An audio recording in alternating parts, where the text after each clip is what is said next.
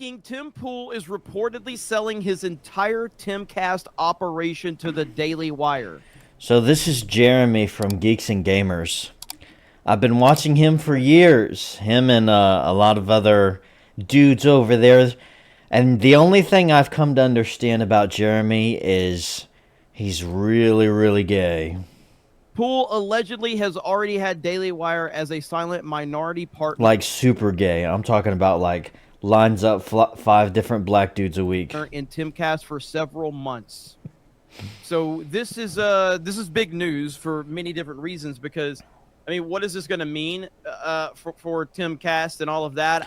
I can't believe Tim Pool. I mean, I know he would, like he's been real friendly and stuff with the Daily Wire and stuff, but he always seems so independent, like to sign up with them. I personally listen, man. I am not going to hate on a dude for getting his money. I'm just not going to do it. I've kind of said about Tim Pool that, he's kind of he's been a strong voice in the independent media movement. He's been an extremely strong voice, very important voice as well, and I highly respect what he's built over there. But I do feel... Yeah, I agree. Tim Pool, I check out his streams sometime. He's not too bad. By the way, nice shades, Fig. I would say the other gay word. We're apparently not allowed to say the F word on YouTube. Can you believe that? I'm talking about the good F word. And so big, and he is so successful, and he's so rich that in a lot of ways he's kind of forgotten who he is or what made him who he is. That's just my opinion from the outside looking in, and that's kind of why this whole thing started. This whole show, this whole CobraCast show started as a meme because Tim Pool essentially didn't want to answer questions from his own community because of the stuff with Eliza Blue and Jack. By the way, Jeremy has a channel. I think this is on his D-Day Cobra channel, but he runs Geeks and Gamers too. So if you haven't heard of the dude, go check him out.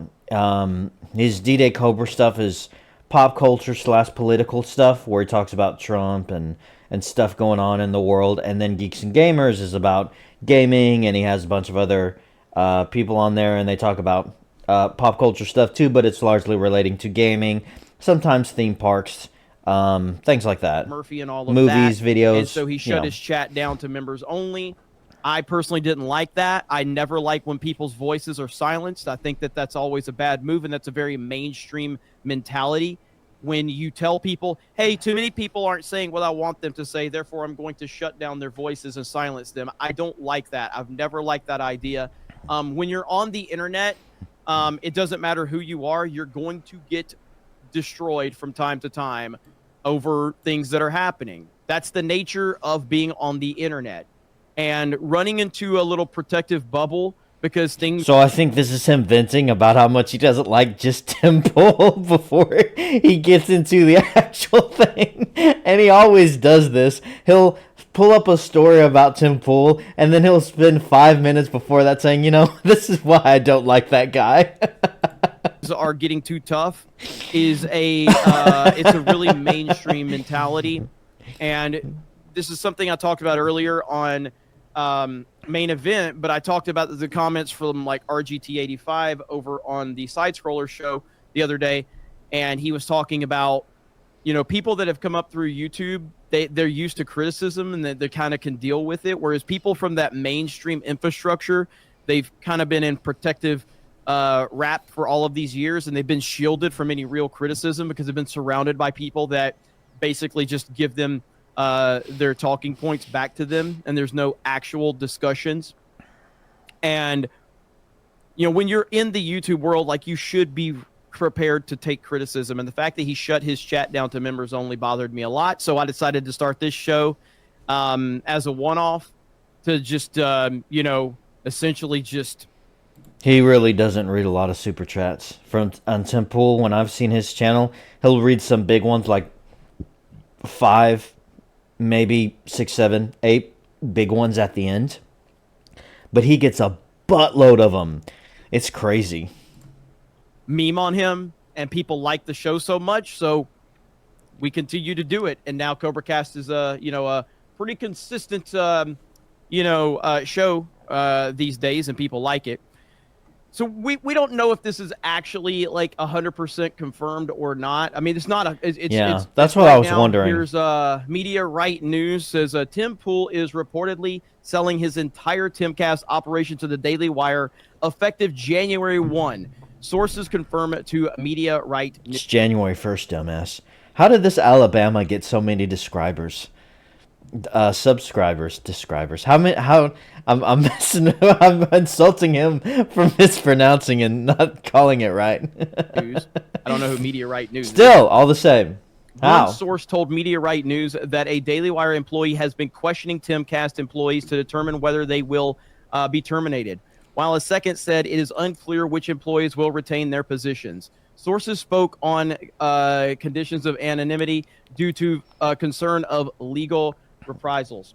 It is also understood Pool is moving to Nashville, and any employee retained will need to relocate after many were required to move to West Virginia to begin employment.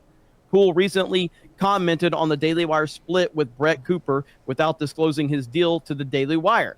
It all just seems like obvious contract stuff to me. Pool wrote on the decision between Daily Wire and Cooper to part ways.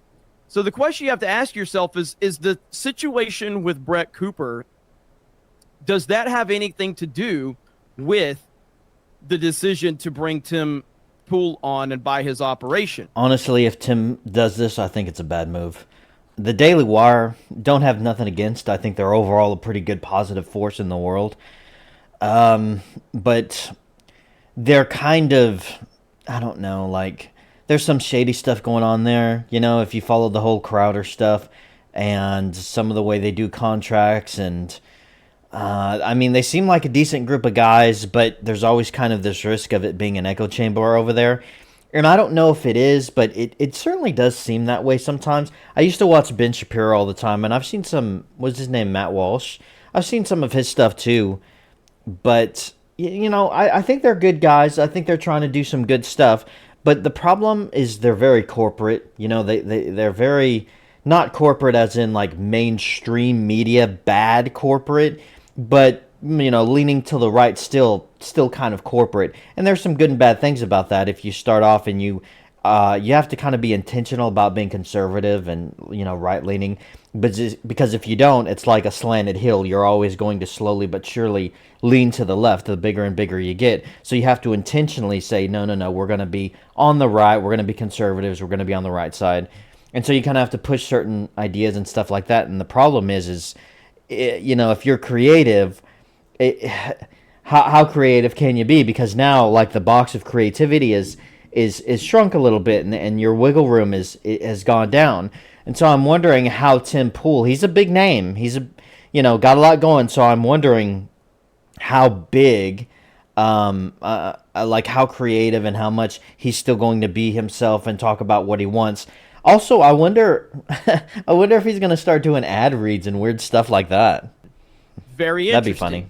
Now, if you did hear, and I did listen to Tim Pool's video earlier, and he's basically trying to make a strong case for why the Daily Wire did nothing wrong, and that it's all good for them to get rid of Brett Cooper. Yeah. And we just don't know about that situation. Like, we don't really know what went on behind the scenes or why Brett left. I believe I read a statement where she said something like everything's all good and gravy or something like that. Yada yada yada.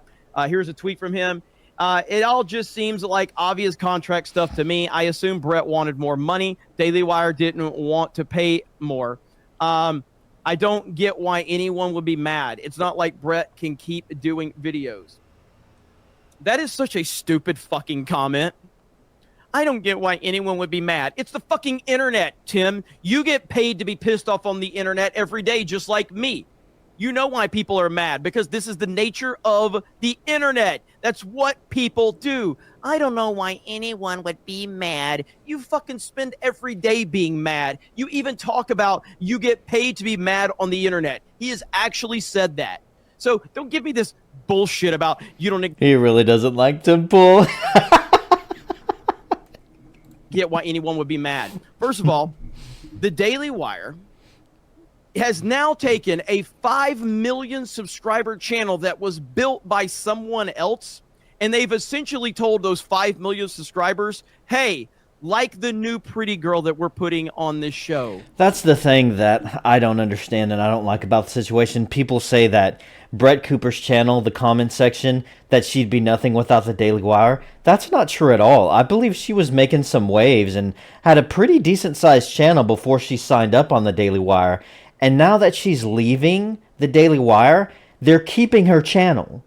They're keeping the name, the comment section, and replacing her with another chick. That's the stuff I'm talking about. It's like, that seems shady. What are we doing here? It's like, I don't know about that, you know? And don't criticize us. That's not how YouTube works. YouTube is full of people that are going to tell you exactly what they think and how they feel. End of discussion. That's how it goes. And nothing is going to change. God bless America. Very mainstream attitude. I don't get why anyone is mad. Motherfucker, people are mad at absolutely nothing every day on the internet. Okay? True. I could sit here and say it's the most obvious thing, okay? I could say, Zaxby's chicken is really good. Do you know what's going to happen in the chat? A bunch of people are going to agree, and a bunch of people are going to say, you're a fucking retard. Zaxby's is overrated, Jeremy. Guess what? That's how things work. I don't get it. Is this the chick that's going to be replacing her? The comment section. Why people are mad. I don't get it. Good Lord, man. Like, it doesn't matter what you say on the internet. Somebody's going to be mad, and they're going to disagree, and they're going to challenge you. Look at this. Look who commented on this thread right here. Adam Krigler says, wait, people think Tim cares about his employees. Adam was a dude who worked for Tim Pool. I don't know. There's some drama that went on, and then he got fired. Adam Krigler, baby, in the house. Looks like it. Yeah, I don't know. I mean, I guess it's still kind of sort of not confirmed just yet, but we'll have to see how things unfold in the next month or so. If he does sign up with the Daily Wire, I don't really like that. I like the idea of having a bunch of independents all coming from different places and just being everyone being able to voice their own kind of concerns and stuff. I don't know why he would do that.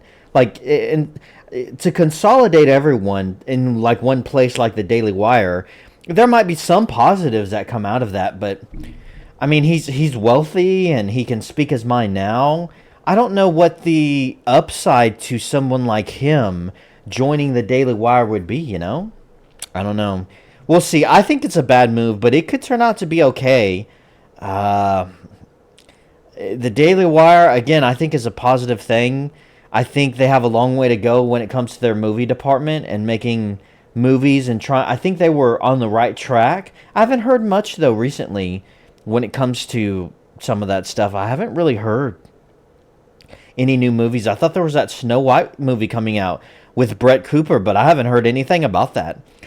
So, you know, they got a long way to go, but overall, they're a conservative, right-leaning organization, which is good. I think that's a good, very good thing, opposed from the endless sea of slop of left and far left crap and all these other organizations. So we need more of that, but I like better the idea of Tim Pool just being Tim Pool and having Timcast and bringing on people instead of having overlords at the Daily Wire over him. I don't know. Let me know your thoughts in the comments below. And please don't forget to hit the like button and the subscribe button and the bell icon to be notified when my new videos drop.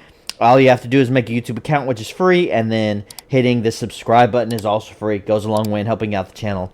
That's it for today, guys. As always, thanks so much for watching, and have a great freaking day.